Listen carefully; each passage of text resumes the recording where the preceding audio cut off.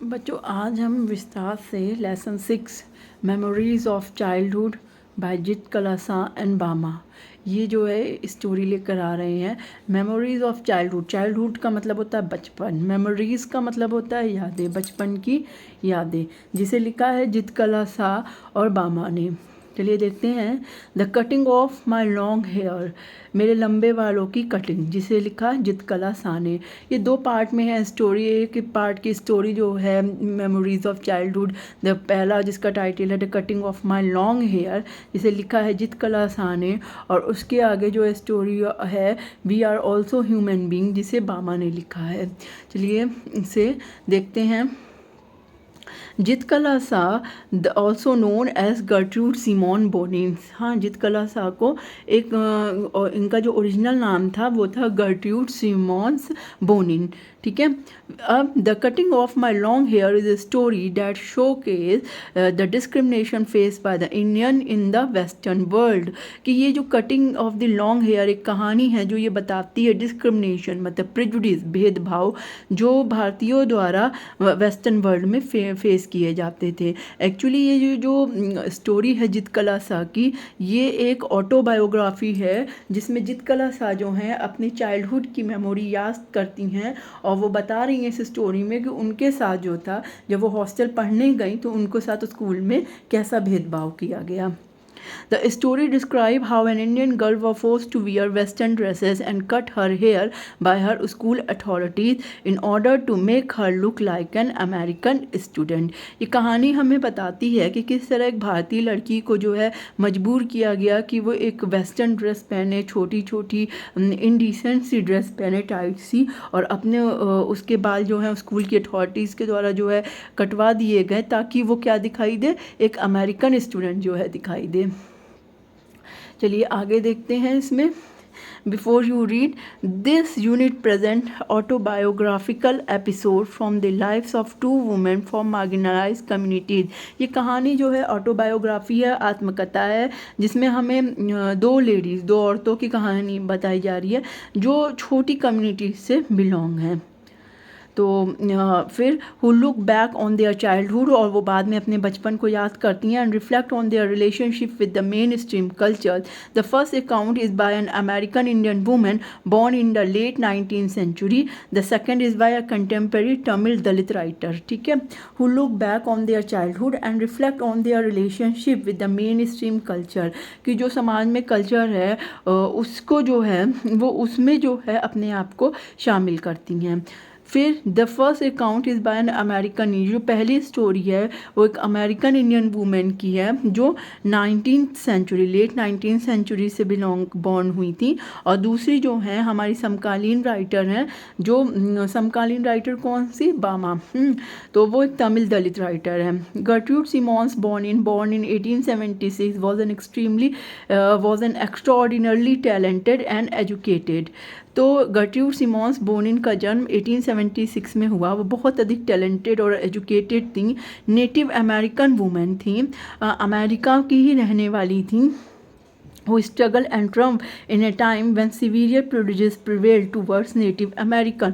तो उन्होंने बहुत संघर्ष किया और जो है लड़ाई भी जीती, क्योंकि बहुत अधिक भेदभाव होता था वहाँ के रहने वाले अमेरिकन नेटिव जो थे इंडियन से, कि जो इंडियंस यहाँ पे जिनके पूर्वज आके बस गए थे अमेरिका में, उनके साथ काफ़ी भेदभाव होता था। तो as a writer she adopted the pen name Zitkala Sa, और जब उन्होंने राइटिंग स्टोरी लिखना शुरू करा तो उन्होंने एक पेन नेम लिख लिया जिसका नाम था, उन्होंने क्या रखा अपना नाम, जितकला सा। एंड इन 1900 में उन्होंने एक नेटिव अमेरिकन वुमेन को 1900 में उन्होंने कई सारी पब्लिशिंग आर्टिकल्स जो थे पब्लिश करने लगे, क्रिटिसाइजिंग द कार्लिजल इंडियन स्कूल, जिसमें वो कार्लिजल इंडियन स्कूल की जहाँ वो पढ़ती थी उसकी काफ़ी आलोचना करी।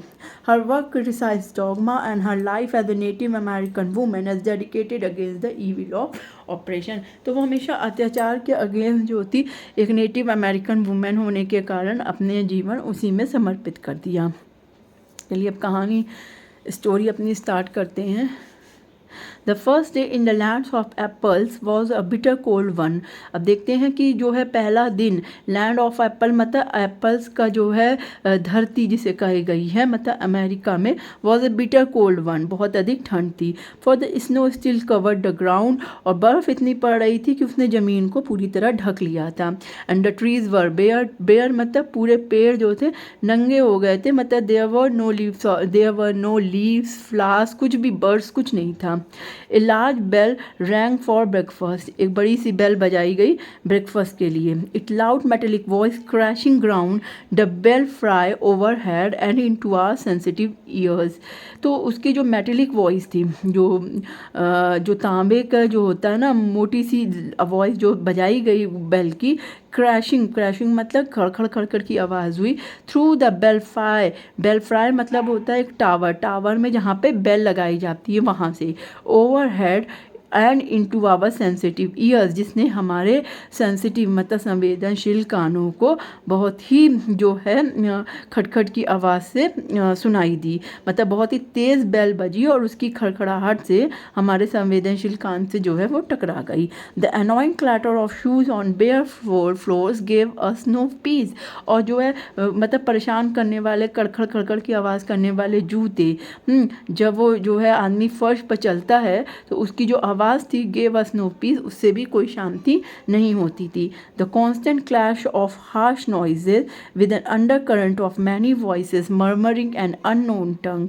द कॉन्स्टेंट मतलब लगातार जो है एक बड़ी सी कठोर सी जो है ध्वनि की गनगनाहट, और उसके नीचे बहुत सारी आवाज़ें जो आपस में, मर्मरिंग मतलब बुनबुनाने की, बोलने की, एंड अननोन टंग, अननोन टंग का मतलब है कि जित कला शाह जहाँ पढ़ती थी वहाँ बहुत से देशों के बच्चे आया करते थे, तो वो अपनी अपनी लैंग्वेज बोला करते थे, तो वो अपनी लैंग्वेज में, एक अननोन सी लैंग्वेज में वो बातें करते थे। तो क्या होता था, made a bed lamp within which I was securely tied, तो वो ये सारे शोर मिलके जो है एक पागल खाना सा बना देते थे जिसमें मैं जो थी पूरी तरह से सुरक्षित बंधी हुई थी। And though my spirit tore itself in struggling for its lost freedom, और हालांकि जो मेरी आत्मा थी वो संघर्ष कर रही थी अपने फ्रीडम को, जो उसकी स्वतंत्रता खो गई थी शांति की, जिसमें उसको पीसफुलनेस थी मिलती थी, वो खो गई थी और उसके लिए वो संघर्ष कर रही थी। ऑल वॉज यूजलेस, लेकिन सब चीज़ जो थी बेकार थी, क्योंकि राइटर को हमारी कहीं से भी शांति नहीं मिल रही थी। A pale face women, pale face एक पीले चेहरे वाली लेडी विद वाइट हेयर, जिसके सफ़ेद बाल थे, केम अप आफ्टर अस, वो मेरे पीछे आई। We were placed in a line of girls, हमें जो है लड़कियों की लाइन में लगा दिया गया। Who were marching into the dining room, जो डाइनिंग रूम की ओर जा रही थी। दीज वर इंडियन गर्ल्स, ये भारतीय लड़कियां थीं। इन स्टिफ शूज़, इन्होंने कठोर जूते मतलब हार्ड शूज़ जूते पहन रखे थे। एंड क्लोजली क्लिंगिंग ड्रेस, और बहुत ही चुस्त तंग करने वाले इंडिसेंट से कपड़े पहने थे। The small girls wore sleeved aprons and shingled hair, और जो छोटी लड़कियां थी उन्होंने एक एप्रन्स मतलब एक बड़ा सा एप्रन होता है जिसके पीछे बेल्ट होती है वो पहन रखा था, और उनके बाल शिंगल्ड थे, कटे हुए थे। As I walked noiselessly in my soft moccasins, I felt like sinking to the floor. As I walk, और मैं क्या मतलब जितकला शाह कह रही हैं कि मैं चुपचाप से जो है सॉफ्ट मोकेंस होते हैं कंफर्टेबल शूज़, उन्होंने अभी भी मोकेजन्स पहन रखे हैं, कंफर्टेबल शूज़ पहन रखे हैं, वो चल रही हैं बिना आवाज़ किए। I felt like sinking to the floor, और मैंने महसूस किया कि मतलब मैं थोड़ी सी डिसअपॉइंट हुई और थोड़ी शर्मिंदा हुई और ज़मीन की ओर देखने लग गई। क्यों? For my blanket had been strip from my shoulders, क्योंकि जो उन्होंने ब्लैंकेट अपने ऊपर अपने शोल्डर के ऊपर डाल रखा था वो स्ट्रिप हो गया, वो खिसक के नीचे गिर गया।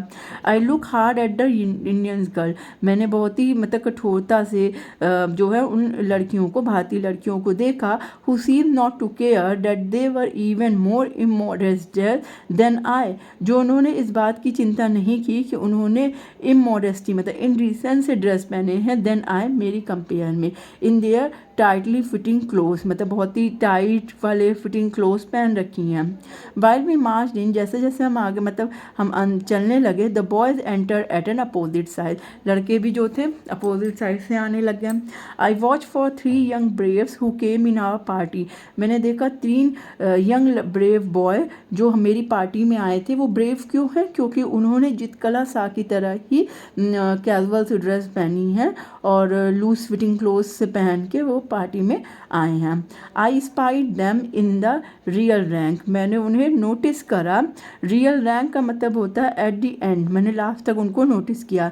Looking as uncomfortable as I felt, वो उतने ही जो थे अनकम्फर्टेबल थे जितना कि मैं महसूस किया। A small bell was tap, एक छोटी सी बेल बजी। And each of the peoples drew a chair from under the table, और हम में से सब ने जो है क्या किया कि टेबल के अंदर से चेयर खींची। Supposing this act mean they were to be seated, और जित कला सा ने सपोज किया कि इसका मतलब है कि सीट पर बैठ जाओ। आई पुल्ड आउट माइन, मैंने अपनी खींची। And at once slipped into it from one side, और तुरंत ही क्या किया उस पे जो है उसकी एक तरफ जो है बैठ गई चेयर पर। But when I turn my head, लेकिन जितकला सा ने जब अपने जो है सिर घुमाया, I saw that I was the only one seated, तो मैंने महसूस किया कि मैं ही एक अकेली हूँ जो सीट पे बैठी हुई हूँ। And all the rest of our table remain standing, जबकि सारे वहाँ जो बच्चे थे वो सभी जो थे चेयर के पास खड़े थे अभी भी। आगे देखिए,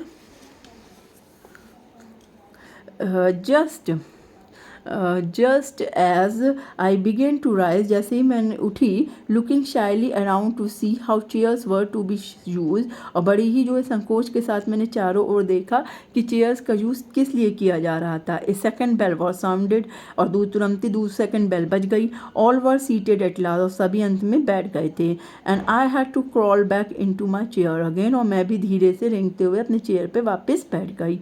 आई heard a man's voice at one end of the hall, और मैंने हॉल के एक छोर पर किसी आदमी की हर्ड मतलब एक आवाज़ सुनाई दी। And I look around to see him, और मैंने पीछे मुड़ के उसे देखा। But all the others hang their hats over their plates, लेकिन और जो बच्चे थे उन्होंने अपना सिर जो है प्लेट पर ही झुकाए रखा था। As I glance at the long chain of table, जैसे ही मैंने टेबल के कतार की ओर देखा जो लंबी सी मतलब जिन पे ये खाना खा रहे थे, आई caught the eyes of A pale face woman upon मी, तो मेरी नज़र किससे मिल गई? एक पीले चेहरे वाली औरत से, जो कंटिन्यू जो थी मतलब डाइनिंग रूम में एंट्री करने से लेकर अब तक मुझे देख ही रही थी। Immediately I drop my eyes, तुरंत मैंने अपनी आंखें जो है नीचे कर ली। वॉन्डरिंग वाई, और आश्चर्य हुआ कि क्यों। I was so keenly watch by the strange movement, कि मुझे इस अजनबी औरत द्वारा इतने ध्यान से क्यों देखा जा रहा है। The woman cease his muttering, the man cease his muttering, उसने अपना फुसफुसाना बंद कर दिया। And then a third bell was tap, और तभी तीसरी बेल बजी। Everyone pick up his knife and fork and began eating, और हर किसी ने अपना नाइफ और फॉर्क जो है हाथ में पकड़ा और खाना शुरू कर दिया। आई बिगेन क्राई इंस्टेड, और मैंने रोना शुरू कर दिया। फॉर बाय दिस टाइम, क्योंकि इस समय तक I was afraid to venture anything more, कि मैं डर गई थी कि अब मैं और कोई गलत काम न कर दूं, तो उस गलत काम को करने के डर से मैं जो थी रोने लग गई थी। तो हमारी ऑथर जितकला शाह जो थी शुरू से ही जो थी मिस्टेक पे मिस्टेक करती चली जा रही थी, और उनको एक पेल फेस वुमेन जो थी कंटिन्यू वॉच कर रही थी। अब but this eating by formula was not the hardest trial in that first day, लेकिन ये खाने का ये जो नियम था वो ही मेरे पहले दिन का कठिन ट्रायल नहीं था, कठिन परिश्रम, कठिन चुनौती नहीं थी। ट्रायल का मतलब चुनौती, मेरे लिए कठिन चुनौती नहीं थी। लेट इन द मॉर्निंग, सुबह में देर से, my friend Judewin gave me a terrible warning, मेरी फ्रेंड जुडविन जो थी मुझे एक भयंकर चेतावनी दिया। Judewin knew a few words of English, Judewin को जो है कुछ वर्ड्स जो है अंग्रेजी के पता थे। And she had overheard the pale face woman talk about cutting our long heavy hair, और वो पीले और चेहरे वाली औरत जो थी ये बात कर रही थी कि जो उनके लंबे भारी बाल हैं उनको काट दिया जाए। ऐसी बात जो है जुडविन जो है उनकी सुन लेती है। Our mother had taught us that only unskilled warriors who were captured had their hair shingled by the enemy, तो जितकला शाह की मम्मी ने उन्हें बताया था कि जो अनट्रेन मतलब जो निपुण नहीं होते अपने काम में, ऐसे योद्धा जो युद्ध में पकड़े जाएं, अपने काम में निपुण नहीं होते, उनके बाल जो हैं शिंगल कटवा दी जाते उनके शत्रुओं द्वारा। अमंग आवर पीपल, और हमारे जैसे लोगों में short hair was worn by मॉर्नर्स।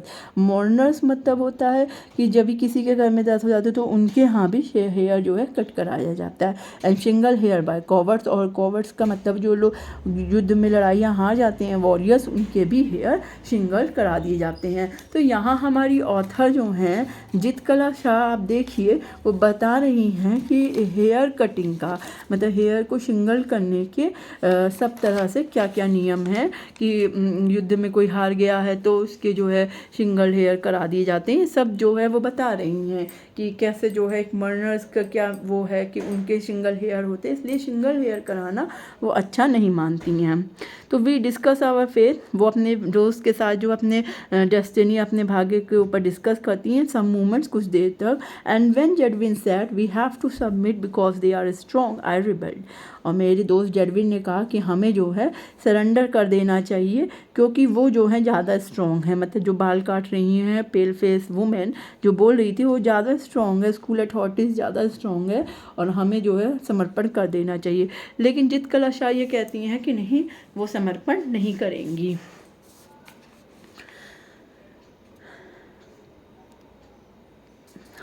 Now I will not submit, I will struggle first, I answered.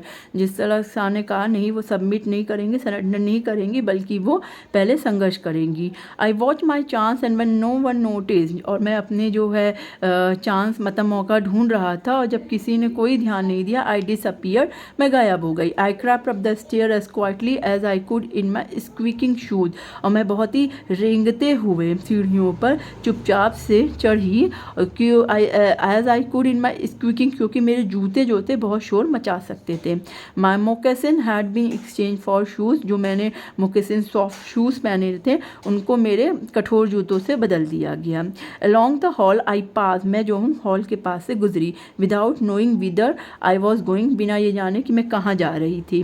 Turning aside to an open door, और मैं मुड़ के जो है एक किनारे पे एक दरवाज़ा उन्होंने खोला। I found a large room with 3 white beds in it, मैंने पाया कि एक बड़ा सा कमरा है उसमें 3 जो है सफ़ेद बिस्तर जो हैं पड़े हुए हैं। The Windows were covered with dark green curtains, और जो वहाँ की खिड़की थी कमरे की उसमें डार्क ग्रीन जो है कर्टेंस डले हुए थे, which made the room very dim, जिससे कमरे में अंधेरा था और साफ साफ दिखाई नहीं दे रहा था। Thankful that no one was there, मैंने बहुत धन्यवाद दिया कि वहाँ पे कोई नहीं था। I directed my step toward the corner farthest from the door, और मैंने जो है अपने कदम जो है कोने मतलब दरवाजे से दूर कोने की ओर बढ़ाया।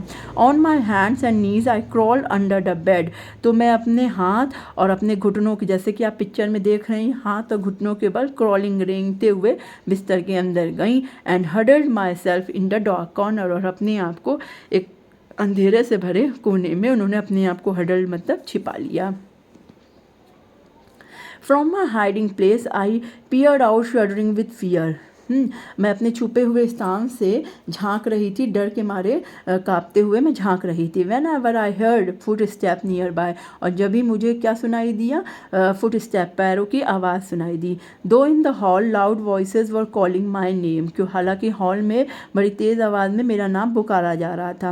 And I knew that even Edwin was searching for me, और मैं जानती हूँ कि जेडविन भी मुझे ढूंढ रही थी। I did not open my mouth to answer, मैंने अपना मुंह नहीं खोला जवाब देने के लिए। Then the step was quicken, और तभी जो है कदमों की आवाज़ तेज़ हो गई। And the voices became excited, और जो आवाज़ें आ रही थी वो तेजित हो गई। The sound came nearer and nearer, आवाज़ पास पास धीरे धीरे उसकी साउंड आती गई। Women and girls entered the room, औरतें और लड़कियाँ जो है मेरे कमरे में जहाँ मैं छिपी थी वो एंटर कर लिया। आई हेल्ड माई ब्रीथ, मैंने अपनी सांस रोक ली। And watch them open close the door, और मैंने देखा कि उन्होंने जो बंद दरवाज़ा था उसे खोला। पीप बिहाइंड लार्ज ट्रंक्स, जो ट्रंक वहाँ पड़ा था उसके पीछे देखा।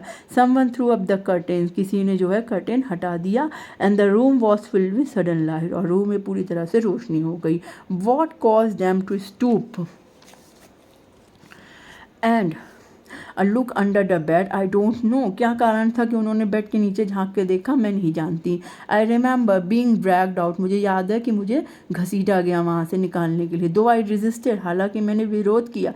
बाय किकिंग, मैंने घूसे मारे, लात मारे, एंड स्क्रचिंग, अपने नाखूनों से जो है वाइडली मतलब बहुत ही तेज़ी से नोचा खरसोटा। In spite of myself, इन सब के बावजूद, I was carried down stair, मुझे सीढ़ियों से नीचे ले आया गया। And tied a fast in a chair, और चेयर में बहुत ज़ोर से बांध दिया गया।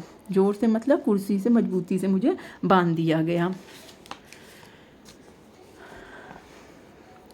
आई क्राइड अलाउड, मैं तेज़ तेज़ चिल्लाई। And shaking my head all, और अपना सिर हिलाने लग गई। All the while until I felt the cold blades of the scissors against my neck, और तब तक मैं चिल्लाती रही जब तक कि मैंने अपनी कैंची की ठंडी ब्लेड की जो थी महसूस नहीं किया अपने गर्दन पर। मतलब कि राइटर जो थी हमारी तब तक चिल्लाती रही जब तक कि अपनी कैंची की ठंडी ब्लेड उन्होंने अपने गर्दन में महसूस नहीं किया। And heard them no of इसे पढ़ा जाएगा, one of my thick braids, और मैंने सुना नो ऑफ मतलब कट, इसको जो है कट डाउन कर देना है मेरे लंबे ब्रेड्स का मतलब बालों को।